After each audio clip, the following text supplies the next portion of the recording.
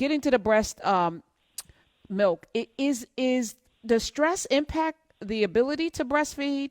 Does it change the consistency of the breast milk or the chemical makeup of the breast milk? Yeah, it's a great question. Yeah, so stress really does impede our ability to produce milk.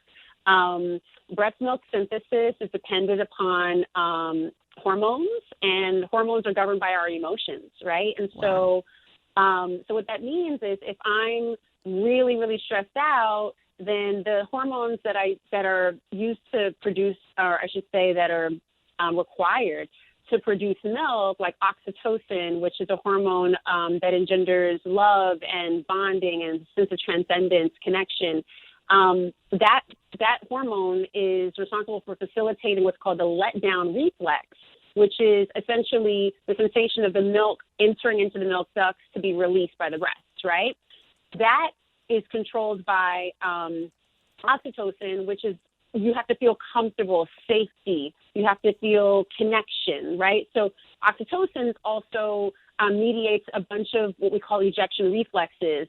The sperm ejection reflex at ejaculation, the sperm introjection reflex during female orgasm, the fetal ejection reflex when a baby is born, right? So expelling the fetus. The placental ejection reflex where the placenta is expelled from the body, and then the contractions that essentially clamp down on the uterus to stop the bleeding so we don't have a postpartum hemorrhage. And then what we call the letdown reflex, which is the milk ejection reflex. So all of this is mediated by oxytocin, and you cannot be stressed out. You cannot be afraid. You cannot be in a sense of anxiety. You have to have calm. And so we try to restore peace and calm. We try to, really teach mindfulness tools for folks to be able to manage their stress and anxiety so that they can, contribute to breast milk synthesis. Yes, some people will still produce milk, but it does really impede your ability to produce at the quantities your body would normally produce at if you're really stressed out. So let me ask you one last thing, because we gotta take a break soon. But the important thing is that we all recognize that breast milk is the best source of nutrition for neonates, right? Not formula.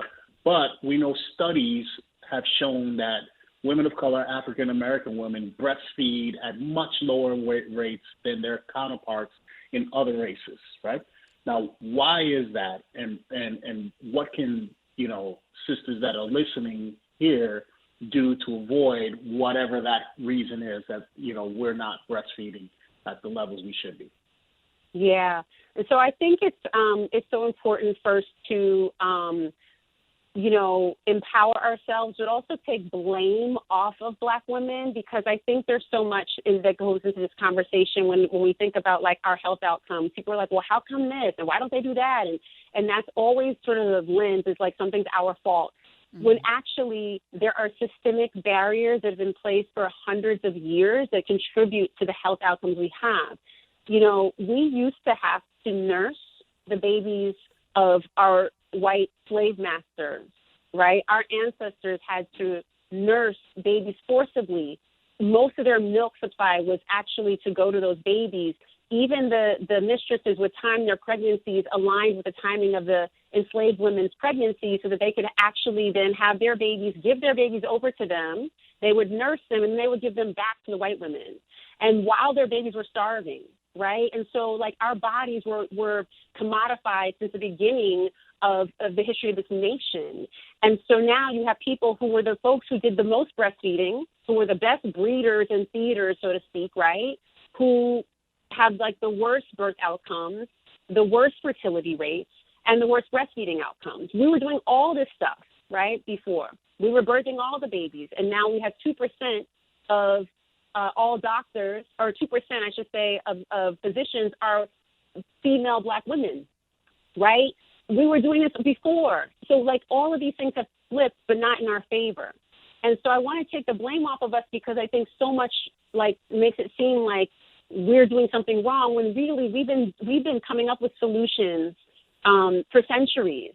We've been nursing each other's babies. We've been doing donor milk. We've been, supporting each other through collective action. And I think that there is self-determination within our community to come on the other side of this and say, you know what, this is possible. It's important for us to nurse our babies, not only for the nutritive effects, but for us to know that when we have our babies close, this is one of the only times, by the way, that we can ensure their safety, right? We are priming them not only nutritionally, but we are laying down the foundation for their immune systems. We're also laying down the foundation for emotional literacy.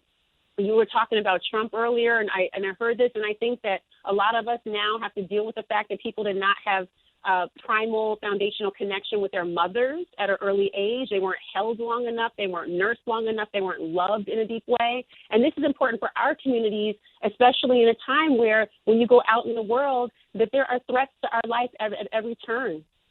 So we have to, as Black women, reclaim our bodies as sacred and also reclaim this process as a radical act. In the face of a world that is telling us that we do not matter, that our bodies do not matter, that our lives do not matter, that our children do not matter, we know that they do. And so when we hold them close and they feel our heartbeat and they get that milk, right, that liquid love also translates to connection. It also translates to nutrition, but also it primes them for the first 30 years of their life what their feeding patterns will look like. We do that in the face of formula companies that are aggressively trying to force formula down our throats when we go into places of birth to basically undermine our ability to feed our babies with food that we already have, right? And so in the face of all of that, we stand and we rise and we say we can do this and we can do this together so that we do show our community what's possible. And so we do need to see breastfeeding role models, right? We do need to see this in our community. I think social media is a wonderful place to see this also as a platform for folks to see what is possible. You don't have to know someone, but if you see someone do it, you know it's possible. And so I want to encourage us to find community, find other people who are breastfeeding, find a lactation group, find support so that you can be a part of this, because it's in our lineage and we're really designed to do it. And it's part of our reproductive experience, right? This is a reproductive right, to be able to breastfeed. And all of you who are listening right now, and if you are pregnant, if you are in the midst of breastfeeding, Mama Glow's got you. She's got you covered. Go to mamaglow.com, Glow Maven Extraordinary. You can follow her on Twitter. That's Latham Thomas. You have all of the information that people need if they want to know all of the things about breastfeeding. It's Breastfeeding Awareness Month. Let me thank you for being here, Latham Thomas. Come back anytime. Thank you so much for all the knowledge.